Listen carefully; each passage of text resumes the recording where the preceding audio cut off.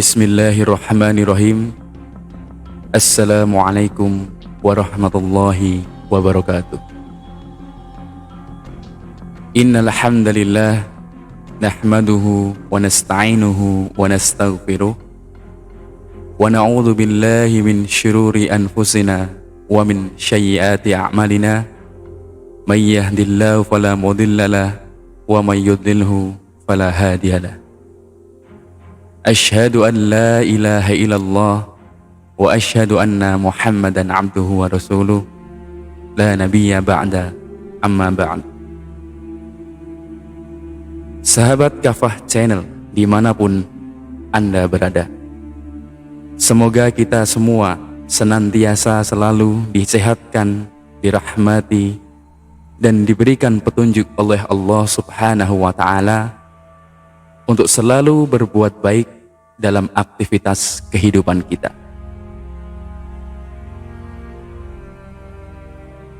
Pada kesempatan hari ini, saya akan menyampaikan yang berkaitan dengan sejarah di negara Andalusia. Jadi di sini ada bagian-bagian yang harus saya jelaskan. Baik dari kita harus mengenal dulu Andalusia sendiri, letak geografis dan lain sebagainya. Mungkin sahabat-sahabat di sana mungkin sudah banyak yang tahu tentang sejarah-sejarah di negara Andalusia. Oleh sebab itu, izinkan saya untuk mengulang kembali, menjelaskan kembali tentang sejarah di negara Andalusia. Baik, untuk yang pertama adalah mengenal Andalusia yang berkaitan dengan letak geografis di negara Andalusia. Baik, negeri Andalusia pada hari ini terletak di negara Spanyol dan Portugal, atau juga bisa dikenal sebagai Semenanjung Iberia. Luas kedua negara itu sekitar kurang lebih 600.000 km persegi, atau kurang dari 2/3 luas negara Mesir. Semenanjung Andalusia dipisahkan dengan Maroko oleh sebuah selat yang semenjak era penaklukan Islam kemudian dikenal sebagai Selat Gibraltar, yang oleh para penulis dan sejarawan Arab dikenal dengan nama Dar Az-Ziqaq, yang lebarnya sekitar 12,8 km antara Sabtah ataupun Quetta dan Jabal Tariq atau Gibraltar. Kemudian adalah letak geografis. Semenanjung Iberia terletak di bagian tenggara Eropa, di atas daratan segitiga yang semakin menyempit saat kita berjalan ke arah timur dan semakin melebar saat kita berjalan menuju arah barat. Di bagian selatan, ia berbatasan dengan Prancis, dengan dibatasi barisan pegunungan yang dikenal sebagai Pegunungan Bartat. Air laut mengelilingi wilayah ini dari segala penjuru, yang menyebabkan bangsa Arab menyebutnya sebagai Jazirah Al-Andalusia atau Pulau Andalusia. Laut Tengah meliputinya dari arah timur dan tenggara. Kemudian Laut Atlantik meliputinya dari sisi barat laut, barat, dan kemudian utara. Sehingga Pegunungan Pirenia adalah satu-satunya perbatasan darat yang menghubungkan semenanjung ini dengan Eropa. Karena di utara pegunungan Pirenia yang menjadi pemisah antara Prancis dan negara Spanyol, membuat seolah-olah semenanjung itu membalikkan wajahnya membelakangi Eropa dan mengarah ke arah Maroko. Inilah yang kemudian disepakati oleh para geografis Muslim bahwa Andalusia sebenarnya adalah kelanjutan dari Afrika dan bukan bagian atau belahan dari benua Eropa. Apalagi telah kita diketahui bahwa semenanjung ini memiliki banyak kesamaan ekologis, yaitu tanaman dan juga hewan dengan negara Maroko, khususnya kota Sabtah ataupun Quetta dan Tanjah.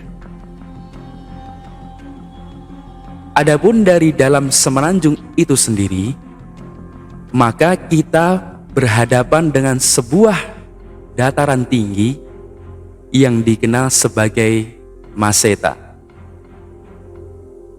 yang dilintasi oleh pegunungan secara horizontal, dipenuhi oleh banyak sungai yang mengalir seolah-olah ia hidup di atas jalur-jalur air.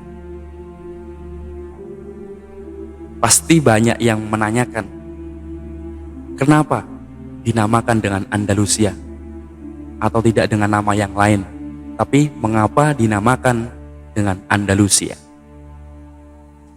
Baik, tentang sebab penamaan Andalusia, konon ada beberapa suku-suku kanibal yang berasal dari bagian utara Skandinavia, yaitu dari kawasan Swedia, Denmark, Norwegia, dan sekitarnya.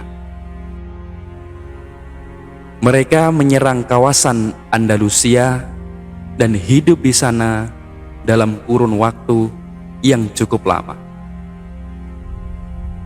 Ada pula yang berpendapat bahwa suku-suku itu datang dari wilayah Jerman, tapi yang penting bagi kita adalah kabilah-kabilah ini dikenal suku-suku Vandal atau Wandal dalam bahasa Arab, sehingga wilayah itu pun dikenal sebagai Vandalisia, mengikuti namanya suku-suku yang hidup di sana. Seiring perjalanan waktu, nama itu pun berubah menjadi Andalusia, untuk kemudian berubah lagi menjadi Andalusia. Suku-suku tersebut sangat dikenal dengan kekejamannya, sehingga kata vandalism dalam bahasa Inggris memiliki makna kekejaman, keganasan, dan juga perusakan. Kata ini juga bermakna cara hidup kurang atau tidak modern. Inilah pengertian dan ideologi yang ditanamkan oleh suku-suku Vandal tersebut. Suku-suku itu sendiri kemudian keluar meninggalkan Andalusia, yang kemudian dikuasai oleh kelompok-kelompok Kristen lainnya, yang di dalam sejarah dikenal dengan nama Goth atau Goth Barat.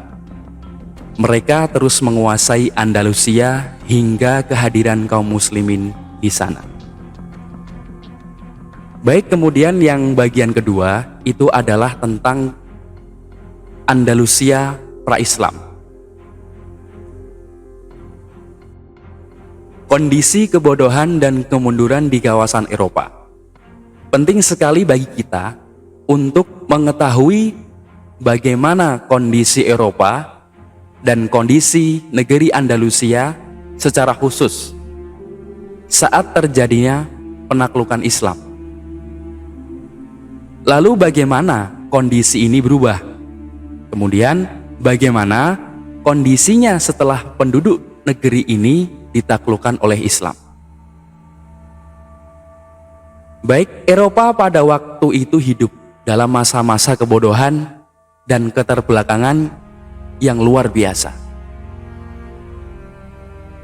yang biasa disebut dengan masa kegelapan atau Dark Age. Kezaliman adalah sistem yang berlaku di sana. Para penguasa menguasai harta dan kekayaan negeri, sementara rakyatnya hidup dalam kemiskinan yang parah. Para penguasa menguasai istana dan benteng, sementara rakyat kebanyakan bahkan tidak mempunyai tempat berteduh dan rumah yang layak. Mereka benar-benar berada dalam kemiskinan yang sangat luar biasa. Artinya, rakyat-rakyat yang hidup di sana itu adalah tidak mempunyai tempat untuk tinggal. Mereka benar-benar berada dalam kemiskinan yang sangat-sangat luar biasa. Bahkan mereka diperjualbelikan bersama dengan tanah. Moral benar-benar mengalami degradasi atau sangat-sangat bawah. Kehormatan diinjak-injak dan kehidupan sangat jauh dari nilai-nilai yang normal. Kebersihan individu misalnya tidak kelihatan sampai-sampai mereka membiarkan rambut mereka tumbuh menjulur di wajah-wajah mereka tanpa merapikannya. Mereka bagaimana dituturkan oleh para pengembara muslim yang datang ke negeri-negeri tersebut? Ketika itu tidak mandi kecuali sekali atau 2 kali dalam setahun. Luar biasa sekali. Sangat-sangat disayangkan. Mandi 2 kali dalam setahun. Kita biasa yang normal saja, kalau tidak mandi sehari itu rasanya tidak nyaman di badan. Apalagi mereka hanya mandi 1-2 kali dalam setahun. Bisa dibayangkan sendiri. Bahkan mereka menganggap bahwa semua kotoran yang menumpuk di tubuh mereka akan menyehatkan tubuh, karena menjadi berkah dan kebaikan untuk mereka. Sebagian penduduk kawasan tersebut malah saling berkomunikasi hanya dengan isyarat, karena mereka tidak mempunyai bahasa lisan, apalagi bahasa yang tertulis.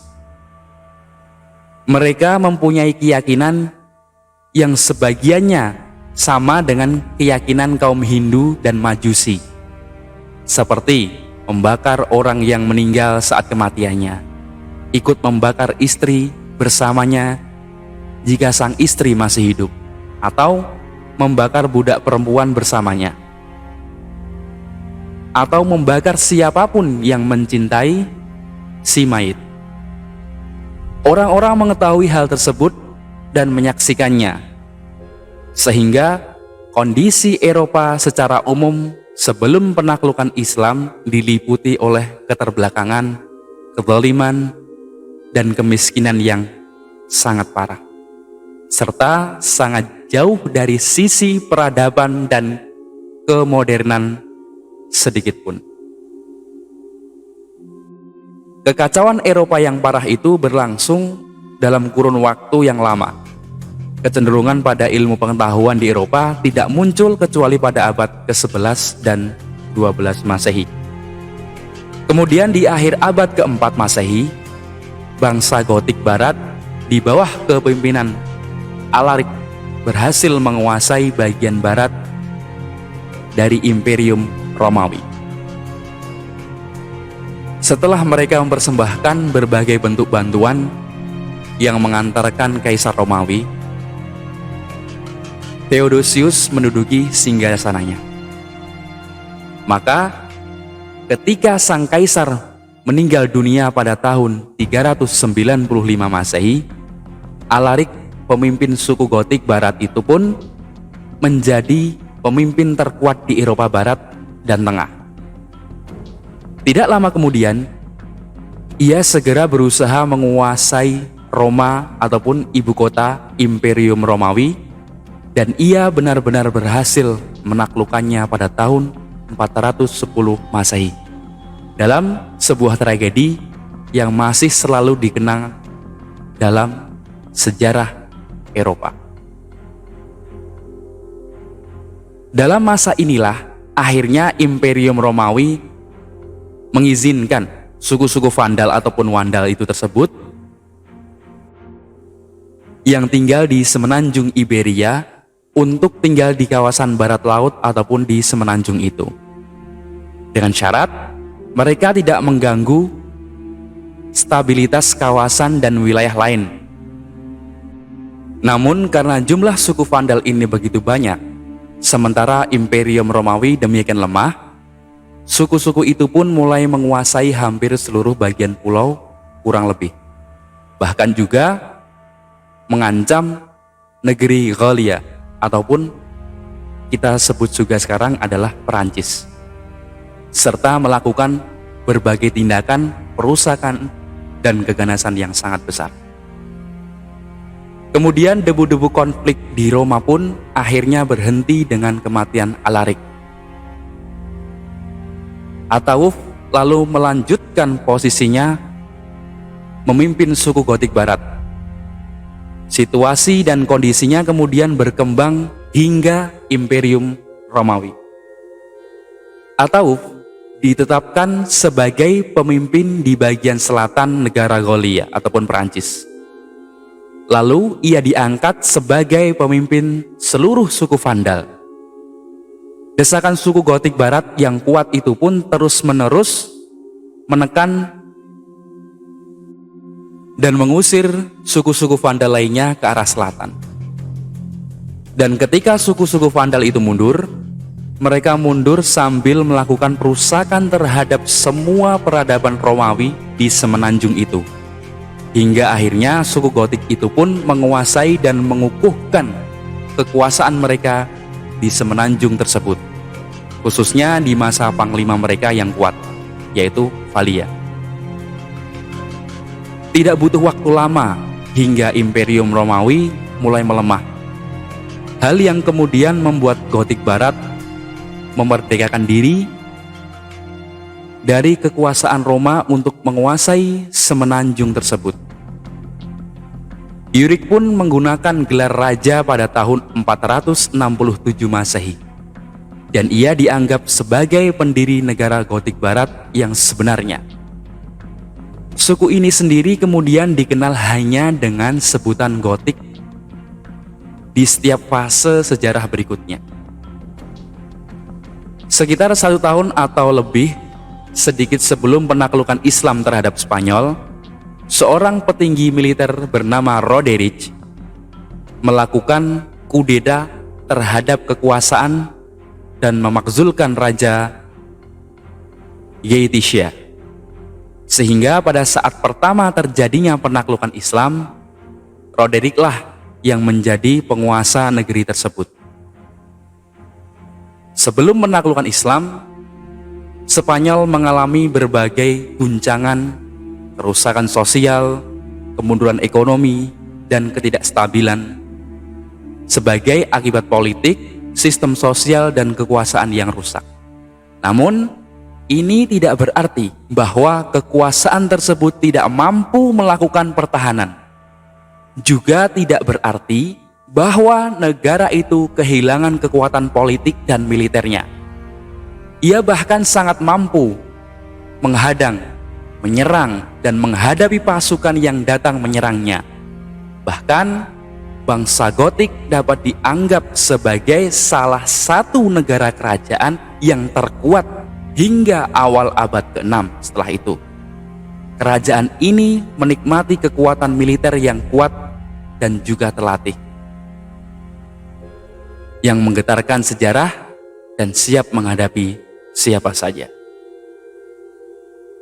Demikian sejarah tentang Andalusia pada bagian pertama. Nantikan episode selanjutnya, yaitu tentang penaklukan Andalusia. Jazakumullah khairan katsirah. Billahi taufiq wal hidayah. Wassalamualaikum warahmatullahi wabarakatuh.